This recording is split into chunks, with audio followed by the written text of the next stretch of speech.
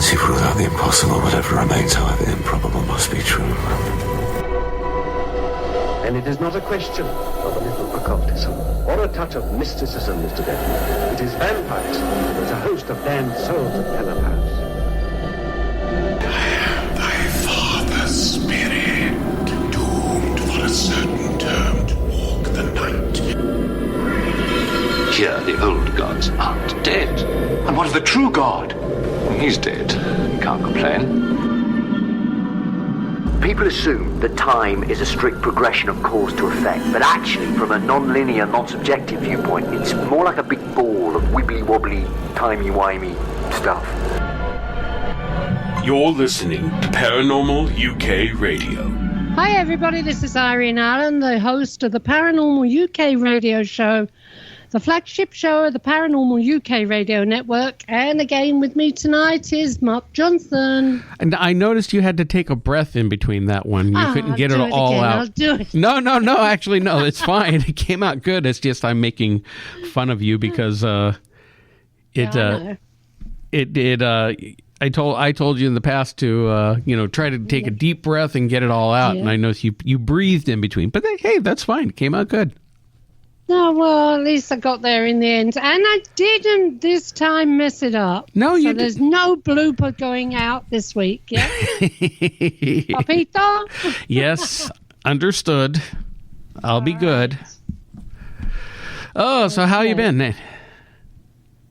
I've got a bad back. I've heard that. Oh, yeah, I've got a bad back. Oh, sorry about that, Irene. I'm so sorry you got a bad back. I feel really bad you have a bad back. Well, it's, I've had a slip disc, or I had a slip disc a long, long time ago, so I still get a lot of back trouble. But I was also digging in the garden, helping the old man at the weekend. Plus, I went I was upside down in the bath. And I've got a big slipper bath. Ouch. And it's a massive slipper bath. And sometimes it can be quite awkward to get out because it's so deep. And I just went. Yikes. I tell you, the water was all over the bathroom floor, flooded the bathroom floor, because it was like, I went, do you ever seen a whale when it jumps out of the water and it goes backwards into the water? Yes, I have that image in my head. That's what I was like. That is what happened to me in that bath. You have got to stop falling all over the place. I do fall a lot, Mark. Lately you have been. Yeah, I know. Banging your head, hurting your back, hurting your arms. Yeah, broke my ankle. Yeah. You're a walking disaster. I know. The old man keeps saying to me, the old man being my husband, of course, he keeps saying, pick your feet up, pick your feet up. But, I don't pick my feet up. I don't scuff along the floor. It just happens. I've always been so clumsy. Huh. Well, you know what my doctor always says? What? Don't do that. Don't do that. Yep. All right, then. What about you? So what have you been doing? Well, nothing. Just same old, same old. Working until I die. Working until I die. You haven't been planting your potatoes then? No, my potatoes are totally unplanted at this time. Oh, I've been in the greenhouse. I tell you, I've planted everything going, from cabbages to blasted primroses. As long as you have wine grapes going. Yes, they're coming on nicely. I'm still waiting for my bottle of wine. Yeah, and we all wait a long time because I'm not coming over there with it. Oh, hey, I forgot to tell you, Natalie, our friend Natalie, yes, may have a couple of investigations for me over here. Oh, lovely. So, I'll keep you occupied. Yeah, I haven't done one in quite a while, so be good to get back up on the horse. Yeah. I haven't spoken to Natalie for a long time. She's. I hope she's doing well. Yeah, she is. She texts me every once in a while. We keep in touch. She tells me about these places that she's trying to work on. Plus, now that the weather's getting better, I have some projects I want to start working on. So getting back into the Paranormal Highway series and astral perception. So, yeah, getting back into the paranormal groove here. Yeah, that'll get you out from under my feet, won't it? Yeah. Oh, yes, sure. I'm under your feet all the time. Yeah, no. No, you're not. No, you're not. Well, anyway. Why don't we go ahead and get on with the show? How about that? Good idea. Okay. So we want to introduce our guest for tonight. Our guest is Megan Rose, who's a Ph.D., and she has a doctorate in East-West psychology from the California Institute of Integral Studies, as well as a master's degree in religion and society from the Graduate Theological Union. She's an initiated ceremonial magician, Shakta Tantric practitioner. I think I said everything right but practitioner. And a senior seer in the House of Brigh, Faery Seership Institute. She serves as an ordained interfaith minister and psycho-spiritual counselor and is the executive director of the Entheosis Institute. I think I said that one right, too. So also, she has a brand new book coming out a week from today called Spirit Marriage, Intimate Relationships with Otherworldly Beings. So we want to welcome Megan Rose to the program. How are you tonight, Megan? I'm wonderful. It's super thrilling to be here with y'all. I hope I got all that right. Megan, neither of us understand what half of that is about. But one part I did understand. Now the seer, because it's rumoured in my family that we're related to the Brahms seer, Conigo O'Dar, from Scotland. And that's where I get my seer abilities from. You don't know Conigo O'Dar? I don't know of that. The Brahms seer. Yeah, Brahms seer. Look him up. It's BRAHANSEER. I will. Apparently he lived in the 16th century, but there's no record of him being in the 16th century. But there was a Brahms seer, Conigo O'Dar, in the 15th century, so maybe they got it wrong. Maybe I got the time wrong. I'm more familiar with Thomas of Ercildoune or Thomas the Rhymer, who was a Scottish seer, and also Faery Wed. So, but yeah, seership.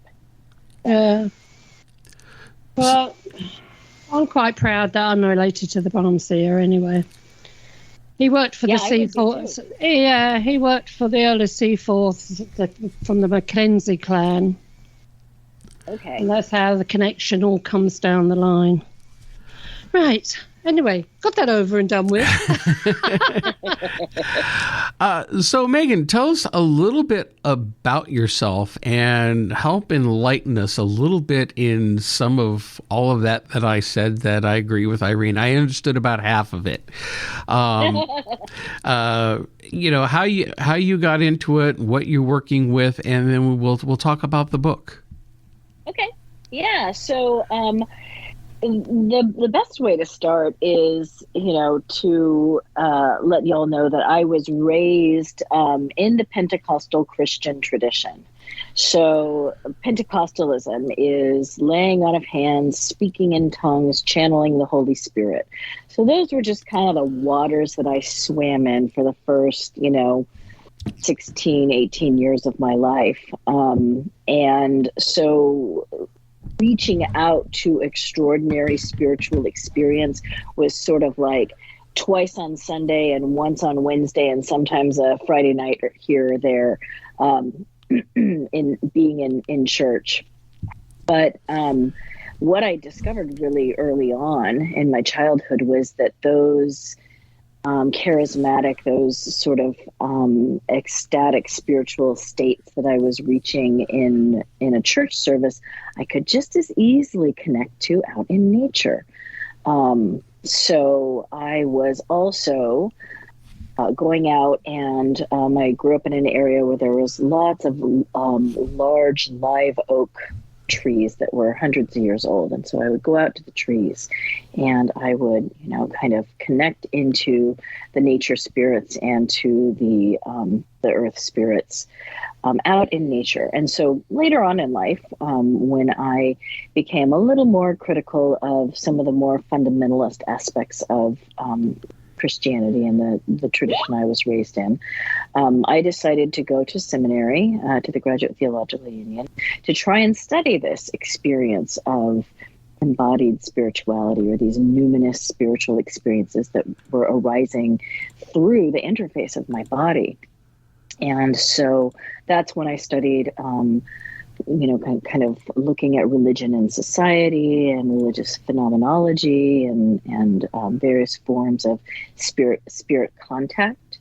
And that kind of led me after seminary into a fairly robust 10 some odd years in which I trained in a whole bunch of different modalities and initiated into different traditions that all were kind of trying to help me understand how is it, right, that we have these powerful experiences that are sort of beyond our normal, right? We talk about the paranormal, right? They're beyond our normal mundane consciousness, and yet they connect us into things like prophecy and mediumship and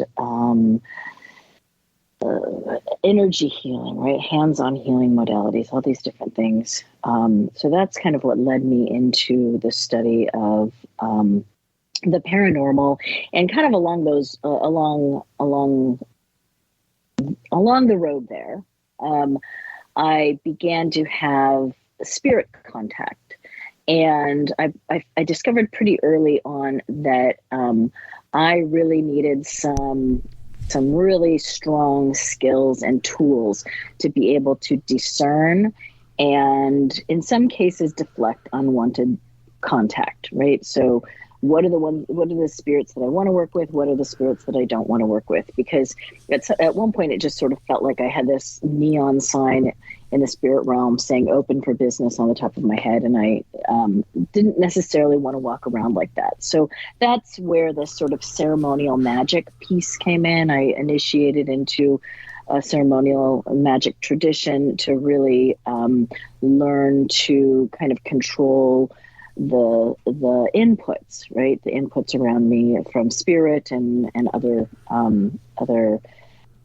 energetic influences. And at the same time, I was having these ecstatic sort of, like ecstasies in the body when you're in a kind of embodied spiritual practice. It very often reads as like eroticism in the body. And so that sort of led me into the tantric studies, the Shakta Tantric. And Shakta just means Shakti or goddess. So that's a sort of goddess-centered or goddess-focused tantra, which made sense to me because I'm a woman in a woman's body. And so studying the lens of embodied spiritual experience through the worship of women's body and women made a lot of sense to me. And then the House of Brigh, Faery, Seership, as we talked about, is sort of that's the ancestral piece. And one of the spirits that was contacting me that sort of led me into the spirit marriage inquiry was connected to my family line. And my ancestry also dates back to Scotland and Britain and Wales. And so I was really trying to understand what is this ancestral inheritance that I was carrying and of seership, and how do I put that into practice? What are the practices that I can use to help me inform this spirit marriage inquiry, which arose through in particular spirit that was showing up in my dreams and other sort of ritual spaces asking to marry me. And I was like, I have no idea what that even means when this was happening some 20 odd years ago. And so that sort of led me into the research and eventually to do my PhD in psychology, to really, and it's sort of like, I say psychology, but it's really sort of like transpersonal spiritual psychology, because in the school that I went to, it's not just about what's going on in the mind and mental processes or neurons or neurotransmitters. It's, understanding that we are a system of mind, body, spirit nested within systems of consciousness that extend far beyond just, human consciousness. Wow, that's deep.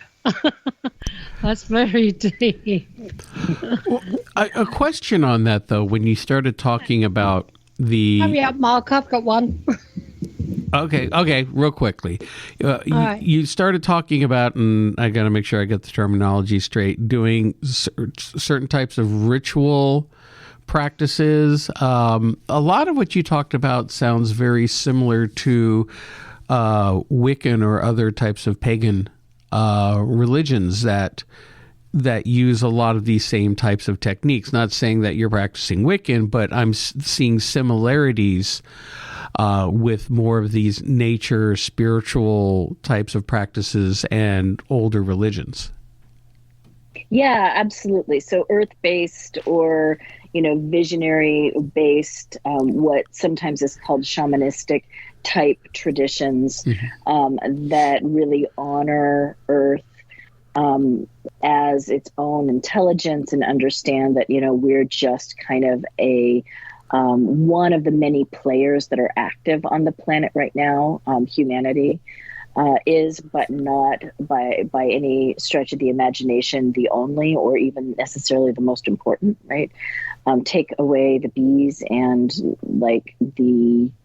our planet would, some of the projections say it would collapse within, 10 years if the bees were to disappear. So this kind of earth-based or eco-spiritual perspective is very, it's really animism is what we're talking about, right? An animism which honors various levels of consciousness that are both seen and unseen, right? From the tiniest little micellar layers of, bacteria in the earth to the large bodies of oceanic consciousness that hold myriad forms of life. And so an animist or a pagan, as you said, perspective really honors that and understands that there is more than meets the eye when we step into conscious dialogue with those realms. So, actually, Irene, you had a question. Oh, no, you've just thrown me now because I was just thinking about exactly what you were saying, Megan. But no, the question I wanted to ask was, you said that a spirit came to you in your dreams. This was 20-odd years ago? Mm-hmm. Would it be impertinent to ask what type of spirit, what the spirit was like? Who he was, I describe him at length in the book. But what I can say and is he still? Sorry, another part of the question: is he still with you? Oh yes. So 20 years ago, I've always been a really powerful dreamer. I should just begin there and say that I've had precognitive dreams and extraordinary dreams pretty much my whole life, and so I've gotten pretty good, especially. As a psychologist, really discerning. Is this a dream that is just me hashing through emotional stuff? Is this a bona fide contact dream? And, when that kind of contact began in earnest, I also got myself some mentors and some support people around me as fast as I could to really help ground me, as my checks and balances to make sure that I wasn't just, in a kind of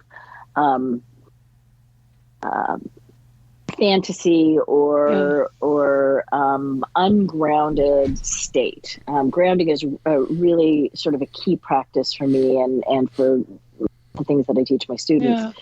Yeah. And so I already had an amazing transpersonal psychotherapist that I was working with, who was trained herself in earth-based spirituality, so she didn't immediately dismiss this as fantasy, but really listened and helped me discern. And that was around the time that I apprenticed to Orion Foxwood in the Faery Seership tradition. And he is also wed to a spirit. So he became one of my key mentors and guides that really served as checks and balances for me when those early encounters were happening. But they were primarily in the dream state. And, it was interesting because the being that appeared to me had kind of a dual aspect. It had this sort of angelic kind of quality, but it also had this deep, loamy, earthy quality. It's this vitalizing aspect. And so often the dream content would be very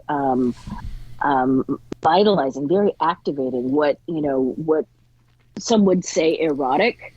And I had to sort of understand, what was the purpose of that, and what was going on in my body, right, my nervous system. And as a tantric and as someone who was practicing yoga quite earnestly at the time, it felt a lot like having a sort of kundalini rising and release, these encounters. And so that became kind of the typifying, or the quality that sort of clued me into the contact. It was less about what my contact looked like or sounded like, because non-ordinary beings often shapeshift and don't necessarily have the same form that they routinely show up in. I like to say that they use form as a language to try and communicate something. But what is more important, and this is upheld by other transpersonal psychologists like Stan Groff, where they talk about, Groff talks about the felt sense of the contact is more important than what they look like or what they sound like. So I kind of knew these experiences were happening because I would have the same body response. And that was kind of like being lit up like a Christmas tree. It's like my whole body would go into exaltation when I would have these contacts. And then later on, when I learned skills for cultivating ritual contact, it would be that same somatic, that same body response.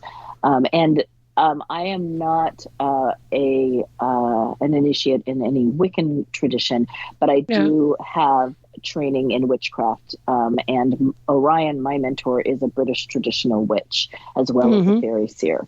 And his Faery Seership comes out of Scotland, like a lot of Faery Seership does. So that is sort of the framework that I had to work with and to play within when I was exploring this. Okay, so the very first meeting, or the very first time you went into this dream, how can I say this without being too rude? Well, we all get dirty dreams. The majority of people get a dirty dream once or twice in their life, don't they, Mark? Yeah. Exotic dream. But you wake up in the morning and you think, oh, well, that was good. That was a nice dream, whatever. But how did you know that this wasn't just one of those horny dreams? Well, at first I didn't. At first it was just these sort of erotic dreams where I woke up feeling like, wow, that was yummy.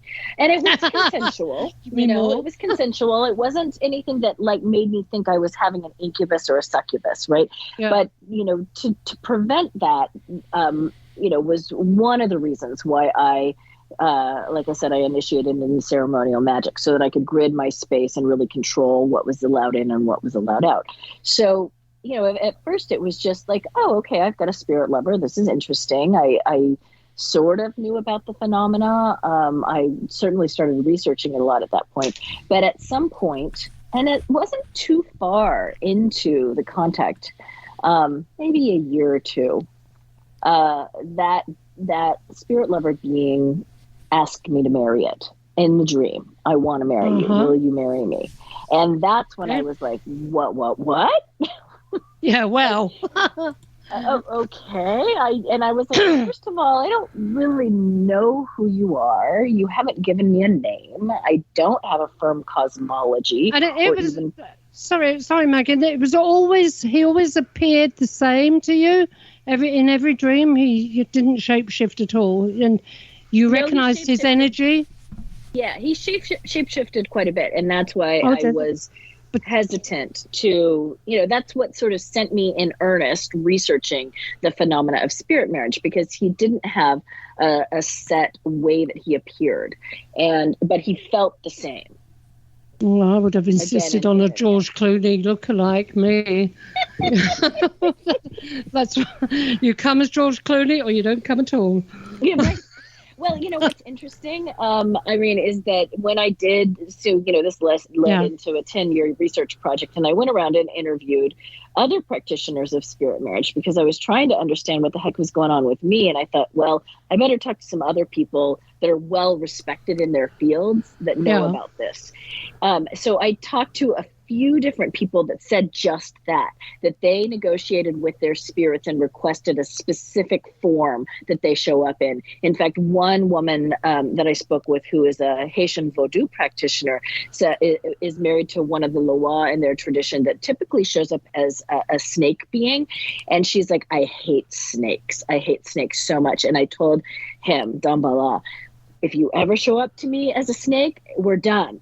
So she said he shows up as this young man that she finds very attractive, and that's their negotiated form. And another of my co-researchers, Caroline Kenner, who's married to the deity Odin, said that she, asked him to show up as a little bit. He was showing up with her really scraggly beard. Odin. Hair. Odin. Yes. Mm-hmm. Odin. And she was like, could you please show up a little more manicured? I always imagined him to be a bit muscly. Yeah, exactly. Yeah. Like on the television. Yeah. But she says she also requests that the spirits that she works with show up as as close to the truest form that they hold, because many of these spirits hold many different forms, right? They have many different, they have animal forms and energy forms and anthropomorphic forms and nature forms and different ways that they, can shapeshift into that represents them. Yeah. So now, let me get this straight, because this is all a new thing to me, really. I've heard of people marrying ghosts and things like that, standing out in the middle of nowhere in their wedding dresses next to an invisible being with a priest or somebody or a high priest marrying them and one thing or another. But the way you're talking about it in the dreams, it's very, very, this is all new to me. So I want to get to understand this. If you're married, say if you're married down here, right, on the earth plane, you're married, happily married, load of kids and everything, can you still get married up there? In other words, not that I've had enough of my husband or anything like that, but I was wondering, Well, most of the people that I spoke with had human partners that they were with. So if you're situated within a tradition that practices spirit marriage, and there's, a handful of traditions and growing, I'm constantly finding more traditions that practice forms of spirit marriage. It's not uncommon for the humans that are married to also be married to spirits in their pantheon, in their tradition, because it's a form of devotion. Yeah. It's a form of a deep, committed, bonded relationship with an otherworldly being, either a deity or an angel, or, sometimes they're beloved dead, as you mentioned, ghosts. But often it is some sort of spirit that has power, that has insight, that has guidance beyond just what you would receive working with, say, a spirit guide or a tutelary spirit. Yeah. No. Okay. Oh, sorry, Mark. Well, I have a question. In terms of this, I've heard of, people having spiritual relationships or even astral lovers. I've heard that term. But the concept of of spiritual marriage. I mean, how does that happen, or how is that connection made? Because marriage here on earth, of course, is, first of all, as Irene mentioned, there's a ceremony. It's you're bonded in the eyes of God or Buddha or whoever. And of course, there's also the legal contract. So it's easier to get married than it is to get out of it. So how does that work on the spiritual side? You know, what constitutes a spiritual marriage? Yeah. So it really depends on the tradition that you're working in, or even if you're working within a tradition. But these spirit marriages, I mean, they date back to the beginnings of human civilization, and at least, you know, the first recorded or textual accounts we see appear in the ancient Mesopotamia, right? The Sumerian sacred marriage, where the priests or the priestesses of the goddess Ishtar would marry her.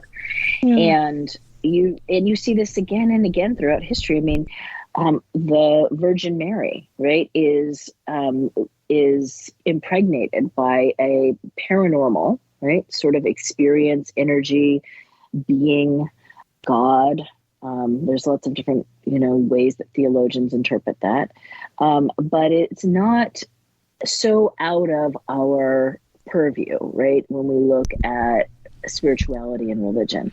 And so depending on the tradition that you're sitting in, they often follow a human type marriage ritual, meaning I mentioned the Haitian Vodou tradition and New Orleans Hoodoo. They have an officiant, and the spirits typically in that tradition, and in many of these traditions, I should say, will often appear to the sort of minister or the priest or the priestess and say, I want to marry so-and-so. I'm interested in a marriage because we have some sort of co-creative project that I want to do with this specific person. And so sometimes the spirit, like in my case, will come to the person directly because I wasn't sitting within a tradition that practices it. But often in a more codified tradition, the spirit will appear to someone else. And that's sort of considered to be one of the ways that it's validated, right? One of the ways that it is orchestrated. And then if the human accepts, there's a ceremony in the West African tradition of the Dagara people of Burkina Faso. It's a community event. People come, and there's often a proxy or someone who's a stand-in for the spirit that's being married, and the human and the spirit exchange vows and rings. And you know, sometimes there's presents and cake, and it's a whole fete. It's a whole to-do, like a human marriage is. And that marriage is often unlike human marriage, which divorce can happen with, you know, some paperwork and a lawyer and a bit of an argument, and some negotiations, some mediation.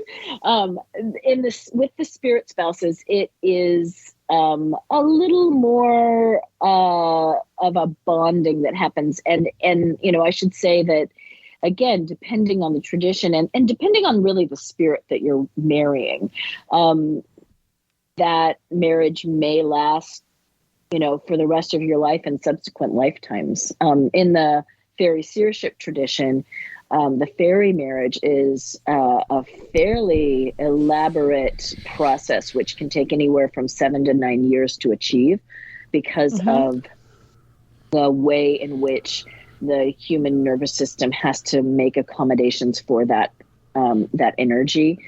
And once that happens, it's really not something that can be undone. So, which isn't necessarily the case with some of the other entities, some of the other traditions. But it is something that that has ritual around it, and that has, you know, ceremony. And I like to say that spirit marriage is kind of a polyamorous practice, in that humans are often married in the human realm, and then they're also can be married to deities or to spirits, and then sometimes they're married to more than one. And in fact, in these African diaspora traditions, it's very common to be married to more than one spirit spouse. See, I can understand where you're coming from when you talk about spirit marriage through the dream world and one thing or another. But you also mentioned that the ceremony takes place here on the earth, yeah? And the actual spirit can have a stand-in, which is a human being. Yeah. Yeah. So it would be typically, again, depending on the tradition. So that human being is marrying you in the name of this spirit. Yeah, as a proxy or a channel, if you will. Yeah. So they sort of channel that spirit for the marriage. Okay, so what happens after that? Who consecrates it? Does the spirit use the actual person as a way of doing it? Consecrate the marriage or whatever? Well, usually there's an officiant. There's someone there that is overseeing, like the minister would be marrying the two beings, right? So you have that aspect of it. And I think even in the Vodou tradition, I think they even have like a marriage contract that's signed. Yeah. That's not necessarily the case for all of these, but the vows are something that, so in Orion Foxwood's case, he's married to a fairy being, Brigh. And in their marriage, Dolores Ashcroft Nowishki, who's a major mantle carrier in British occultism, and is indwelled with a powerful spirit herself. So she was proxy for his spirit wife, Brigh, when they married. And that marriage actually took place because Brigh appeared to Dolores and said, I want to marry Orion. Orion was sort of studying with her at the time. And Orion is a gay man, and so he was not even considering. He's not even considering getting married to, a female. He had a partner at the time, and they were engaged, and so and he had a relationship with Brigh. She was a really powerful guiding spirit for him, but he thought she was sort of this nature spirit that was helping him in his work as a witch. And when Brigh appeared to Dolores, he said that Dolores was stammering and it was sort of had gone white as a ghost because that appeared to her in her full glory, and it was this sort of dumbstruck kind of experience. And he said she came out and she was stammering, and she said, you have to marry her. You have to marry her. She loves you so much. She's so beautiful, and you have to marry her. And this isn't just some random person saying this. I mean, Dolores inherited Dion Fortune's Servants of the Light, and is very well respected in cultural witchcraft. Yeah, Dion Fortune. Mm-hmm. So Dolores inherited Dion Fortune. Dion Fortune. She inherited her group. Yeah, she worked as a spy or something, didn't she, Dion Fortune, during the last war? World War II. I don't know if she worked as a spy. I know that she did a lot of magical work, a lot of protection magical workings. That's right. So when Dolores was the proxy or the stand-in for Brigh and Orion's wedding, they had their community there witnessing the wedding, and Dolores channeled Brigh's vows to Orion.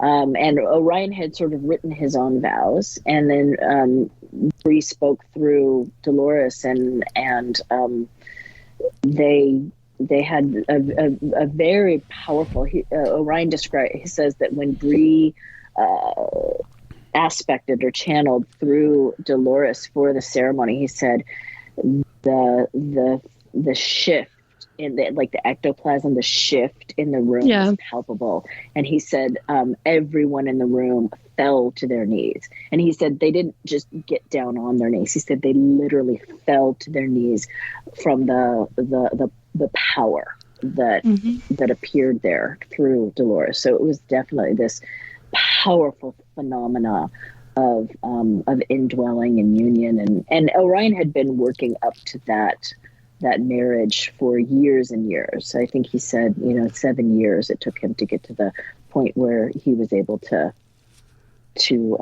merge like that. So there's other words for marriage. I like the term marriage because everybody can kind of get their brain around what marriage is. We have a template for that in the human realm, but there's other terms for it, indwelling or a merge. And it's essentially unlike a channeling where a spirit might come in and out, or mediumship where it's kind of communication.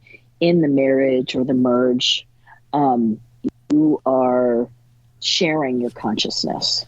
Orion describes it as when he closes his eyes, he sees into Brigh's world, and when he opens his eyes, she sees into his world. So there's this co-creative consciousness that is now hosted between the two of you. That was going to be my question, is on exactly how it works. I mean, do you have to be in a meditative state or in an altered state of consciousness in order to interact with these beings, or is it like you? I think you just answered the question. Is you even consciously, but closing your eyes and being able to feel and connect with them?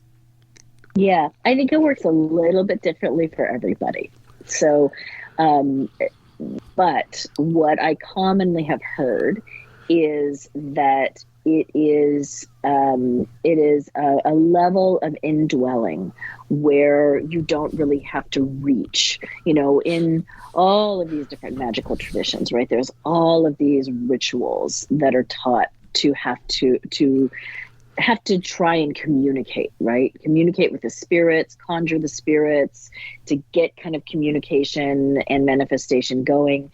And in the marriage, I like to think of it as sort of an advanced, or I explain it as kind of an advanced relationship practice. So you've kind of got like channeling and mediumship and stuff. Those are sort of like the dating. You're dating around you're meeting different spirits. You're getting to know them, and the marriage it's like going to a club on a Friday night. Yeah, it can be, and then you're getting to know them better and discerning, and then you're deciding, are you going to friend zone them, or is it, going to be a more deep, intimate relationship? And then at some point, the marriage may or may not manifest based on what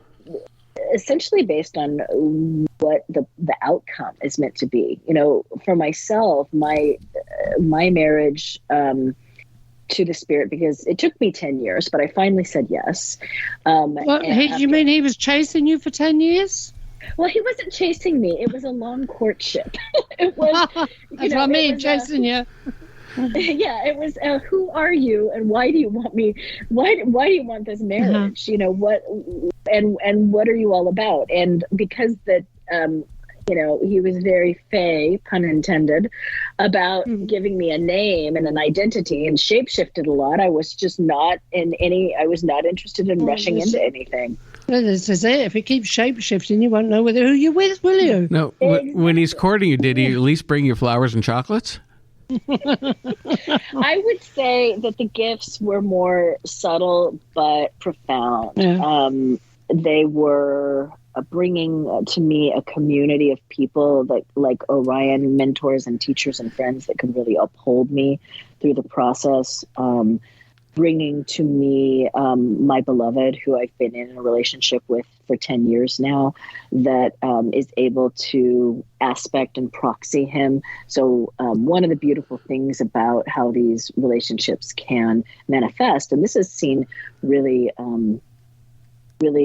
clearly in the tantric practices of deity yoga, is, you can aspect the beloved for your partner, and they can aspect the beloved for you. And there's a way in which in your physical lovemaking, the two of you can step into that divine presence, right, into that extraordinary presence.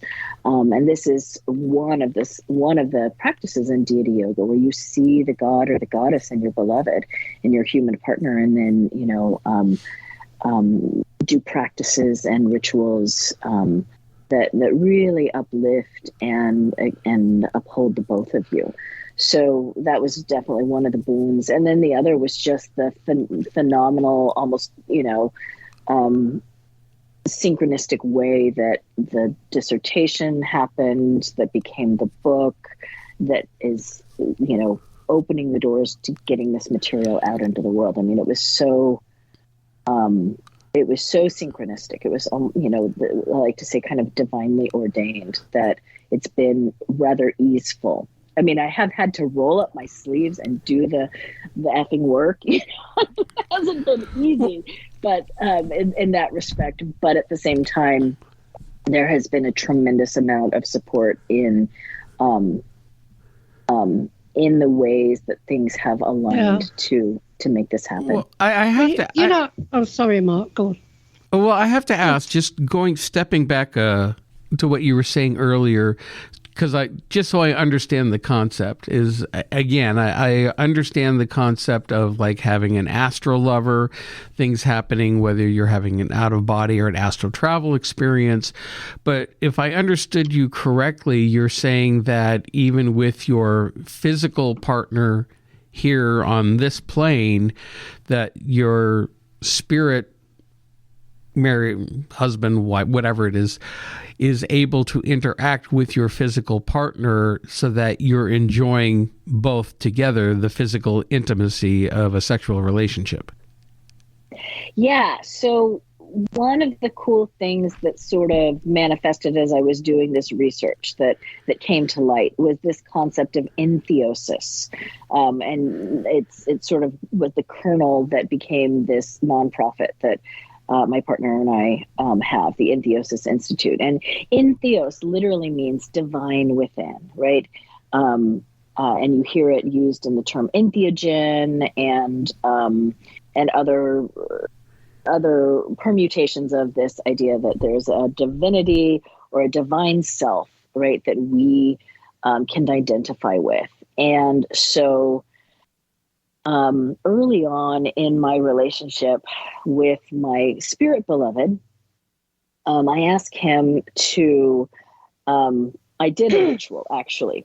And I said, it would be really groovy if you could find a human proxy that you, this angelic divine being, are sort of the divine self of. Right, because we all have a divine self that we can identify, or divine selves, right? Or like a patron god or goddess. In the ceremonial traditions, it's called the holy guardian angel. In the tantric traditions, it's called the Ishta Devi or Ishta Deva, the chosen one's chosen deity. In the Vodou traditions, it's the Matet. And it's this patron deity that we are an expression of in the physical. And so I did a ritual and said, wouldn't it be grand if you could find a human partner for me to be with that expressed that you were an expression of, and that he could maybe channel you, and I could perhaps channel his divine goddess consort. And so I did the ritual, and about 6 months later, and I didn't at the time know that it was a thing. I sort of intuitively made this ritual up and was, sort of guided by the spirits. But not long after that, I came across the story of Jack Parsons, who was the founder of JPL Laboratories down in LA, but was a fairly well-known ceremonial magician in the 1940s, and sort of inherited some of the OTO from Aleister Crowley. And Jack had done a ritual called the Babylon ritual, in which he had done the exact same thing. He had asked his spirit lover to move through a human person, and was brought Marjorie Cameron, who's a also a fairly well-known artist, female artist, occult artist, I should say. And so, here I had sort of intuitively thought, oh, I wonder if I could do this. I wonder if this would work if I tried this. And succeeded at the operation, and then found out, in fact, there was a big exhibition at the MoCA down in LA in 2015 that I went down, and it was an exhibition of her art and his magical journals. And it was just laid out right there in one of the magical workbooks, the operation that he'd done. And I was kind of gobsmacked. I couldn't believe that, somebody else had thought of this, and there was actually in the ceremonial magic tradition a precedent for it. So I thought that was pretty cool. No, so yeah, this is something that that can be accomplished. Well, is this? Okay, I'll let you go this time. Go ahead. Now I've forgotten what I was going to say. I want to say something, and I want to then never mind. It's strange. I want to know more about this because a few years ago I started writing a book about a demon that fell in love with a human girl. It was all from what did it happen?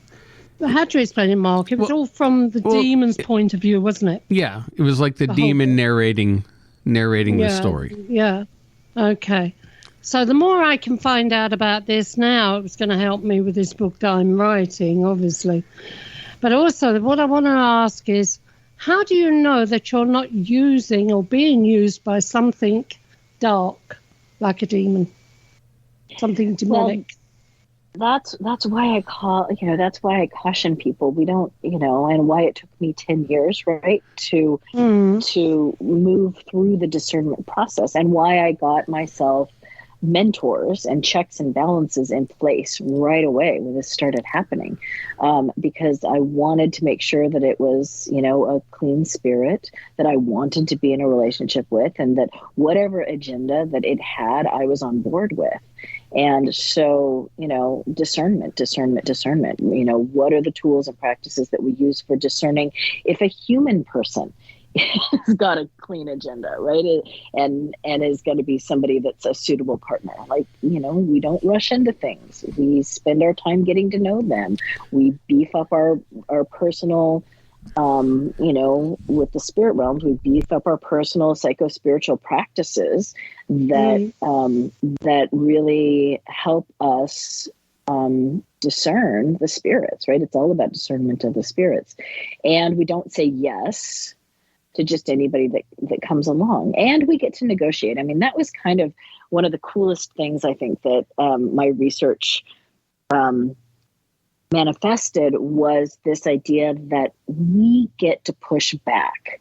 There are things that we can do in the physical that the spirits can't, and there are things that they can do in the astral or the spiritual that we can't. And so together, right, we need each other to accomplish certain things. And so we get to set boundaries. We get to create a relationship design just like we would with a human partner. And we get to push back and say yes, no, maybe, wait, all of those things that we would with any person, any individual that was wanting to get close to us. Mm-hmm. The spirit, you call them spirits, are they actually, I'm trying to think of the best way to say this, are they purely spiritual, or are they also, because you mentioned a lot about the Fae, the fairy realm, and is it more along the lines of maybe dealing with either elemental or interdimensional types of beings, not exactly pure spirit or higher level spiritual beings? Yeah, so I use the term spirit because, like the term marriage, it's sort of the broadest catch-all that I can use that conveys the idea that we're not talking about a human-to-human, embodied human relationship, but they can be deities, angels, beloved dead, elemental beings, otherworldly beings. I mean, the list goes on and on, because the types of beings that we associate with the other world is fairly, exhaustive. There's folkloric evidence of paranormal or otherworldly beings in pretty much every culture, and if it's listed, in an index of otherworldly beings, you can probably marry it, if that's what you choose and what the spirit wants. So they also, just to answer your question about the elementals, so in the West African Dagara tradition, their cosmology is centered mostly around earth-based type spirits. So spirits that govern water or forest or mountain or rock or mineral. And so, for example, Madrone, who is one of the West African Dagara shrine keepers that I interviewed, she's married to a spirit called Tingan. And Tingan is sort of this masculine face of earth and connected to our rootedness and connected to our wealth and our stability and our foundation. And when she was asked to marry Tingan, because that the elder in her tradition, Maladoma Some, asked her to marry Tingan because that they needed to establish a shrine to Tingan before other shrines and things could be done within the community. One of the things that she had to do to marry Tingan was to find a tree that would become the shrine or the sort of physical embodiment for Tingan. And she found this giant redwood tree that then became the proxy, right? The physical manifestation of Tingan for her marriage and also for their community. And she takes people regularly to Tingan when they have different things that they need to work out that particular spirit oversees, and they go to the tree and they do rituals at the tree. So we are talking about spirits, but we're also talking about spirits that can move through and often are associated with specific objects. I mean, in this case, a tree, but in the tantric traditions, in the Hindu tradition, right, we have the murtis or the statues that are considered to be manifestations of the deity, the god, the goddess, whatever, that are dressed and bathed and worshipped and made offerings to, that are an essential part of that spiritual technology. Here in Europe, they're known more as incubi or succubi. Well, they can be. Those tend to have more a pejorativeness to it, right? The incubi and the succubi don't tend to be working within realms of or agreements of consent. They tend to be sort of foisted upon someone and take advantage. They're extracting, right? They're extracting life force. They're extracting things, and that's again why because I wanted to make sure that the spirit that I was working with was not going to be doing something like that. And so I got my protections up, right? I got the necessary support and guidance to make sure that wasn't what was happening with me. I see. Mark? With these types of marriages, well, we know how human marriages go. We marry our partners, we live our lives together, share a home, maybe have kids, work our jobs, break up the chores, get yelled at sometimes for not taking out the chores. Well, I'll get yelled at for not taking out the trash. So how does it work for the spiritual marriage? I mean, I guess the simplest question is, what are the advantages of a spiritual marriage? What do you get out of it? Yeah, well, the spirit marriage folklorically has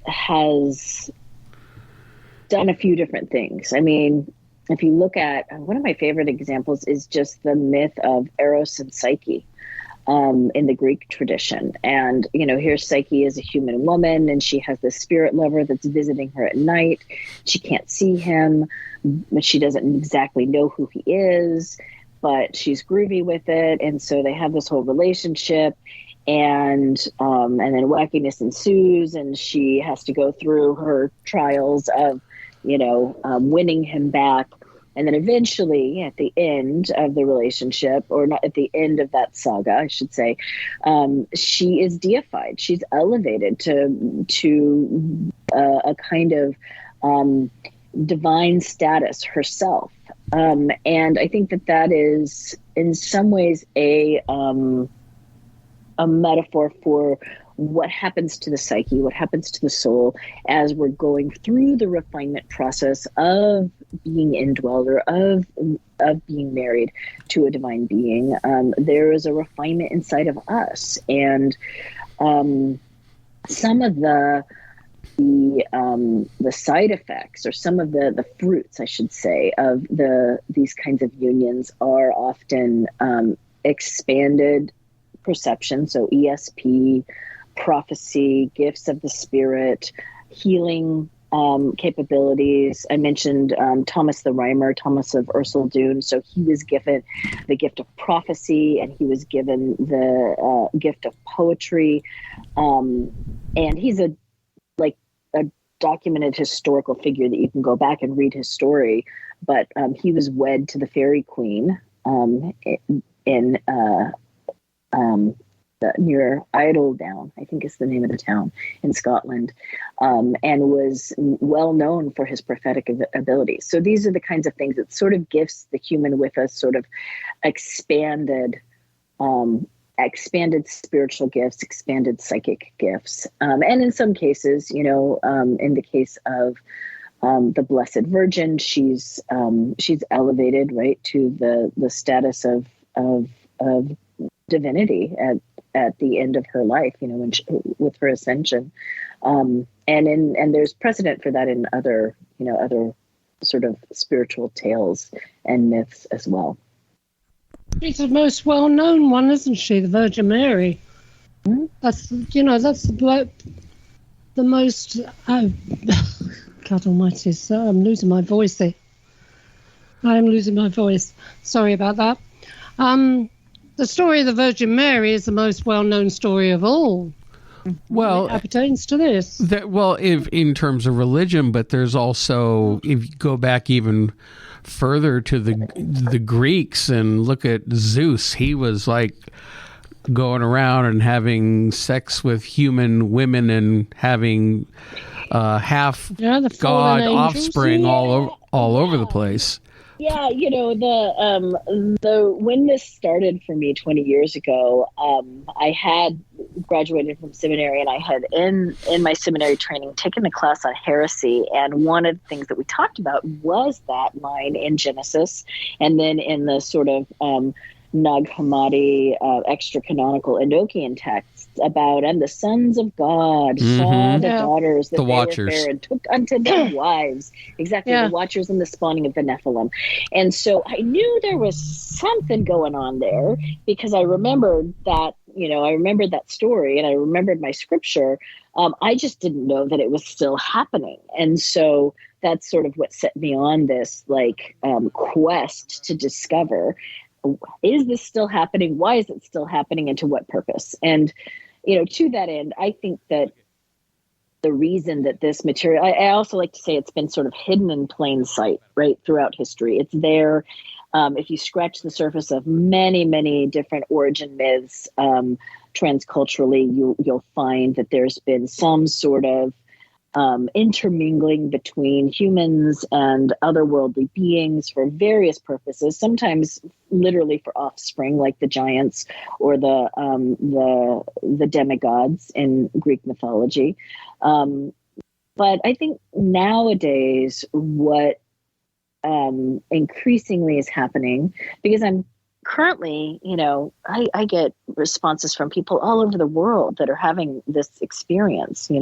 My book hasn't even come out yet, but people are finding the research and sharing their stories with me. And I think that right now we're kind of at a tipping point on our planet where, as a species, we either kind of wake up and realize our embeddedness, that animism perspective. We are embedded within a conscious planet that has its own sanctity and its own volition that we are just a piece of.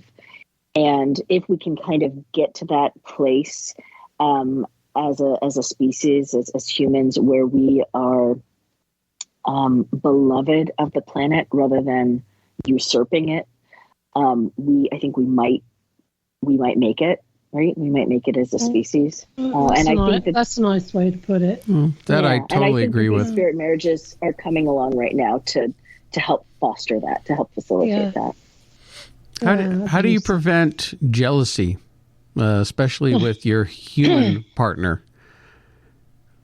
Because even in here's an example. There's polygamous marriages. I mean, my wife makes me watch Sister Wives with her. It's like nice trash TV, but Sister Wives about Mormon polygamists, and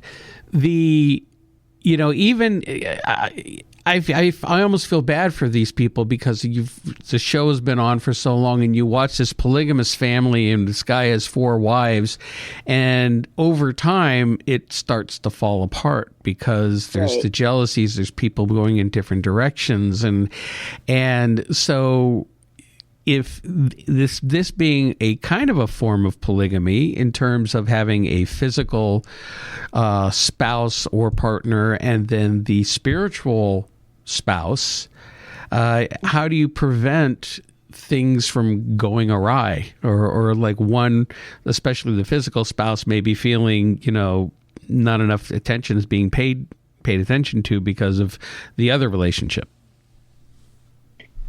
Well, I mean, I think there's a couple of ways of approaching that. One is that spirits don't have the same needs, wants, and desires that humans do.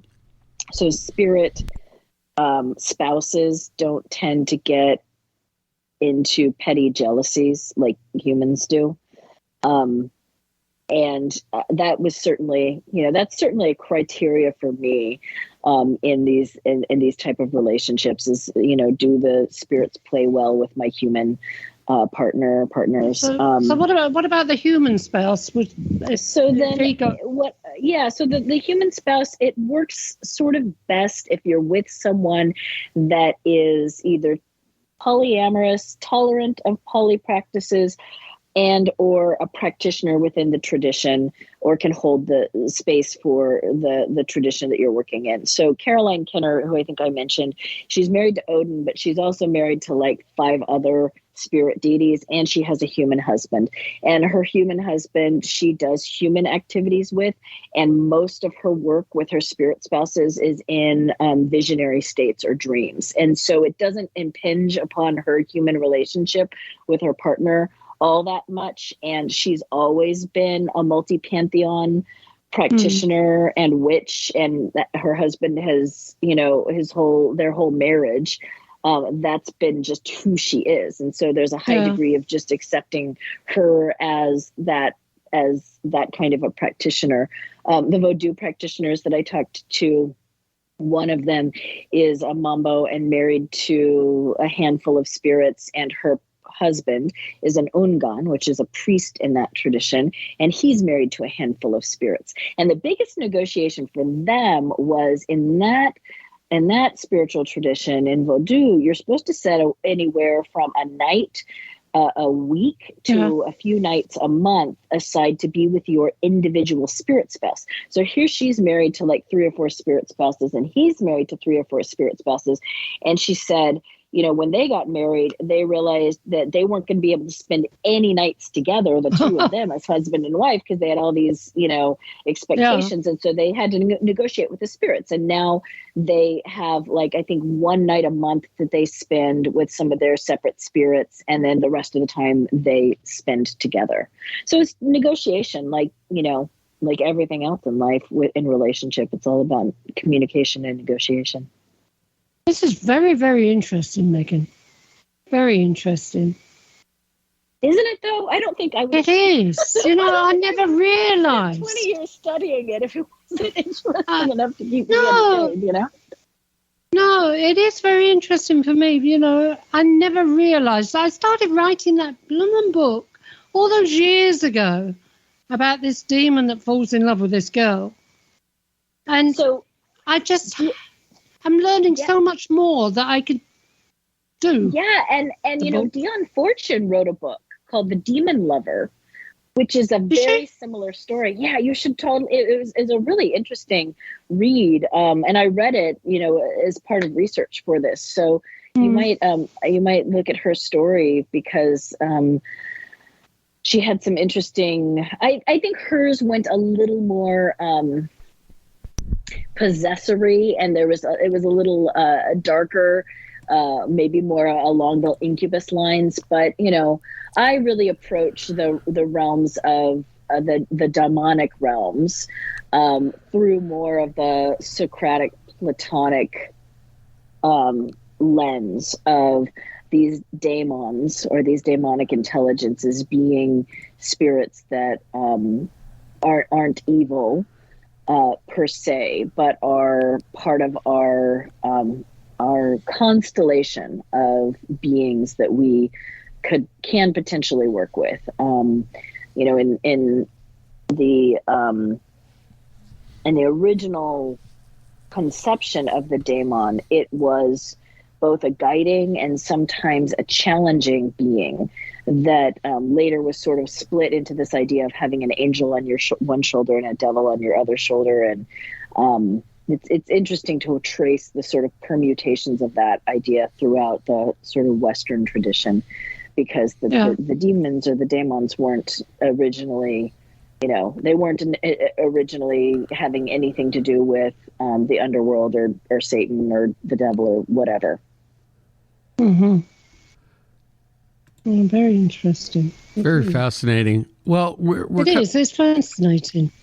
We are coming up on the end of the show here. So, Megan, the book is called Spirit Marriage, Intimate Relationships with Otherworldly Beings. And now that's coming out on April the 5th.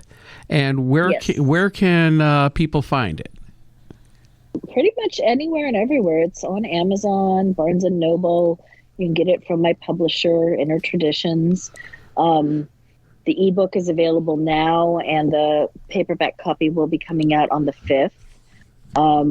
And for folks that are interested in more of this, if you buy it on April 5th on Amazon, just a little plug, I will, and then you go to my website, spiritmarriage.com, you can take your order number and email address and input it on my website.